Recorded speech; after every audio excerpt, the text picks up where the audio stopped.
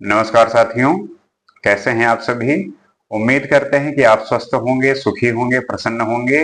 और जैसा कि हम किसी विषय को लेके बातचीत करते हैं, संवाद करते हैं और इस विचार के आदान प्रदान से हम अपनी जो समझ का स्तर है उसमें इजाफा करने की कोशिश करते हैं। उसी को लेके आज हम बात करेंगे कि कैसे हमारे पार्लियामेंट में बिल जो पास होता है उसके बीच में जो रूलिंग पार्टी है और जो अपोजिशन पार्टी है उनके बीच कितना किसी बिल को लेके बातचीत होती है, कितनी बहस होती है, कितना उस बिल को जानने की कोशिश की जाती है। क्योंकि अगर कोई बिल पास हो रहा है और उससे पहले उसके बारे में डिस्कशन ही नहीं हुआ और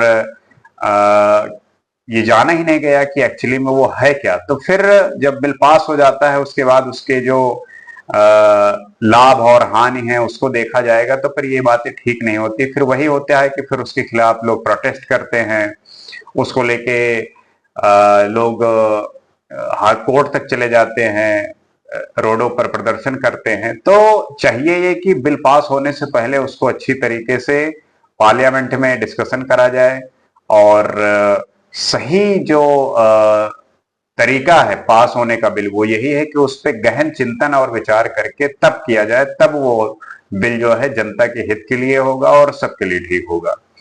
तो जैसा कि जानते हैं कि हमारे पार्लियामेंट में 3 सेशन होते हैं। बजट सेशन होता है, मानसून सेशन होता है और विंटर सेशन होता है। तो इनमें जो है आजकल ये हाल है कि मान लीजिए कि जैसे इस बार अभी जो मानसून सत्र था इसमें 32 दिन का टाइम होता है और 21 दिन सत्र चला। और जो उसमें टाइम होता है, अब इन सबको अगर कैलकुलेट किया जाए तो आपको जानकर हैरानी होगी कि लोकसभा में मात्र 29% जो है किसी भी बिल को लेकर डिस्कशन हुआ। अब आप इमेजिन करिए कि बिल जो है इस सत्र में जो है मानसून सत्र में लगभग 15 बिल पास हुए और जो टोटल डिस्कशन हुआ वो सिर्फ 29%। अब आप सोचिए कि अगर किसी बिल को लेके गहन चिंतन नहीं हुआ, उस पर विचार नहीं हुआ, उसको लेके बातों को सुना नहीं गया, तब कैसे आप मान लेंगे कि वो बिल जो है सही है। और क्योंकि फिर होता यही है कि बिल पास हो जाता है, वो जनता के बीच में आता है, जनता उस बात को लेके फिर आलोचना करती है, प्रदर्शन करती है और वो बिल को वापस फिर लिया जाता है या उसमें कुछ संशोधन किया जाता है। तो बेहतर है कि अगर इसे पार्लियामेंट में ही सुलझाया जाए। अब पार्लियामेंट ठीक से चल नहीं पाती, होता क्या है कि वहां पे जाके वहां पे बड़ा फालतू का जो है समय बर्बाद करते हैं। किसी ना किसी मुद्दे को लेके बस गर्मा गर्मी और झड़प होती रहती है। किसी तरीके से उसमें जो ऑथेंटिसिटी से और लॉजिकल तरीके से चीजों को कहा जाए, समझा जाए, उस पर बात किया जाए, उस पर ऐसा कुछ नहीं होता। जैसे दो पार्टियां हैं, एक अपोजिशन पार्टी है और एक रूलिंग पार्टी है, दोनों के बीच में गर्मी होती है, सेशन को बीच में रद्द कर दिया जाता है, फिर बुलाया जाता है।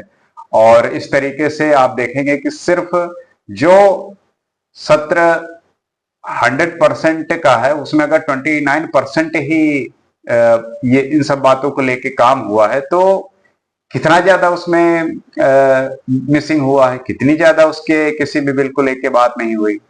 तो इसमें जो है हमारे जो मंत्री हैं, हमारे जो नेता हैं, उनको जो है ध्यान देने की बात है कि कोई भी बिल जब लाया जाए तो उसको सही तरीके से रिव्यू किया जाए, उसको सही तरीके से उसका विश्लेषण किया जाए। क्योंकि बिना विश्लेषण और बिना एनालिसिस के ऐसे पारित हो जाएगा तब चीजें ठीक नहीं हो सकती। क्योंकि जितने सहमति चाहिए वो किसी भी रूलिंग पार्टी से हो जाती है और होने के बाद उस बिल को पास करा लिया जाता है।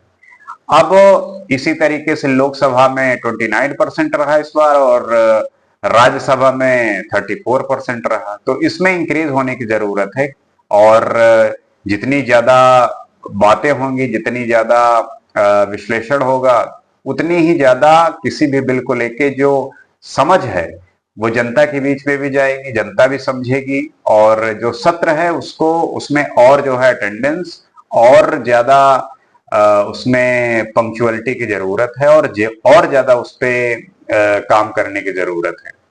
तो ये ऐसे नहीं कि आप जो है मिस कर दे सत्र, या किसी भी विषय को लेके किसी इंडिविजुअल की अपनी राय ना हो, क्योंकि होता अक्सर है कि जो एग्जीक्यूटिव होते हैं, जो मंत्री होते हैं, पीएम हो गए या सीएम हो गए, वही जो डिसीजन होता है उनके साथ के जो लोग हैं उसी बात पे सहमत होते हैं, और साइन होके जो है बिल पास करा लिया जाता है। किसी भी मान लीजिए इंडिविजुअल की राय कुछ और हो तो उसको भी सुनना चाहिए, उसकी भी बात सामने आनी चाहिए। होता क्या है कि डिस्कशन ठीक से होता नहीं, और जब डिस्कशन ठीक से नहीं होता तो जो इंडिविजुअल चॉइस है किसी भी बात को लेके कहने की, वो भी दब जाती है। तो ये जो है इसमें और इम्प्रूवमेंट की जरूरत है, इसमें और अटेंडेंस की जरूरत है, और विचारों का आदान प्रदान जरूरत है, क्योंकि जो बातें पार्लियामेंट में होंगी वो फिर बाहर भी आएंगी, और जब जनता के बीच में आएंगी, उसको किसी भी बिल के बारे में पहले से पता होगा, तब उस पर वो विचार करेगा, अपनी भी सहमति जाहिर करेगा। अब बिल आ जाता है, उसके बाद जनता को पता चलता है, और फिर जब उसके परिणाम देखे जाते हैं, तब लोगों को लगता है कि ये बिल कैसे सरकार ने पास कर दिया। फिर उस पर फिर से रिव्यू होता है, कुछ बिल वापस लिए जाते हैं, कुछ में फिर से अमेंडमेंट होता है। तो ऐसी चीजें, इन चीजों से जो है, जो स्कीम है या जो सरकार की नीतियां हैं, उसमें रुकावट होती है, उसमें वो सुचारू रूप से चल नहीं पाती। तो जरूरत है और अच्छे से पार्लियामेंट चलने की, और हमारे यहाँ पे पार्लियामेंट का जो अपना डिसीजन है उसको रिव्यू करने का अधिकार हमारे जुडिशरी के पास है। तो जो लेजिस्लेचर है, एग्जीक्यूटिव है, और जो जुडिशरी, ये तीनों जब अपने अपने तरीके से काम करके और किसी भी बिल पे उनकी सहमति आती है, तब वो चीजें अच्छी काम करती हैं। जैसे कि लेजिस्लेचर का काम है कि वो लॉ लाती है, उसके बाद एग्जीक्यूटिव का काम है कि उस पर वो काम करते हैं, और जुडिशरी का काम है कि उसको चेक कर सके, उसको चेक एंड बैलेंस का काम है कि उसको रिव्यू करना है कि हाँ जो ये बिल आ रहा है ये ठीक है कि नहीं, उस पर रिव्यू कर सके। बहुत मतलब पहले की बात है, ये चाहते थे कि क्यों ना जैसे कि ब्रिटेन की पार्लियामेंट है, वहां पे जो पूरी शक्ति है वो पार्लियामेंट की है। अगर उसने बिल पास कर दिया कुछ भी जो वह चाहती है तो उसी की बात मानी जाती है। वो एक तरीके से सेंट्रलाइज्ड है कि कोई उस पर इफ एंड बट का बात ही नहीं है। लेकिन हमारे यहाँ इंडिया में जो जुडिशरी है, सुप्रीम कोर्ट, वो रिव्यू कर सकती है, और जो भी बिल पास किया गया है उसको वो रोक सकती है, उस पे अपने विचार प्रस्तुत कर सकती है।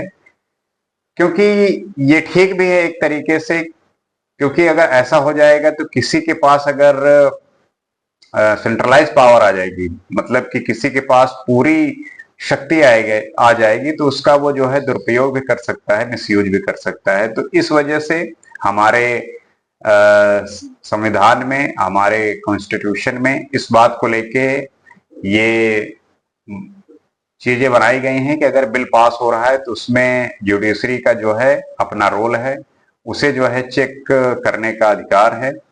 वो अपने तरीके से रिव्यू कर सकती है, उसका फीडबैक दे सकती है, और ये बता सकती है कि क्या गलत है, क्या सही कर सकते हैं, और अगर कुछ भी सही कर सकते हैं तो उसमें वो सजेशन दे सकती है, वो बता सकती है।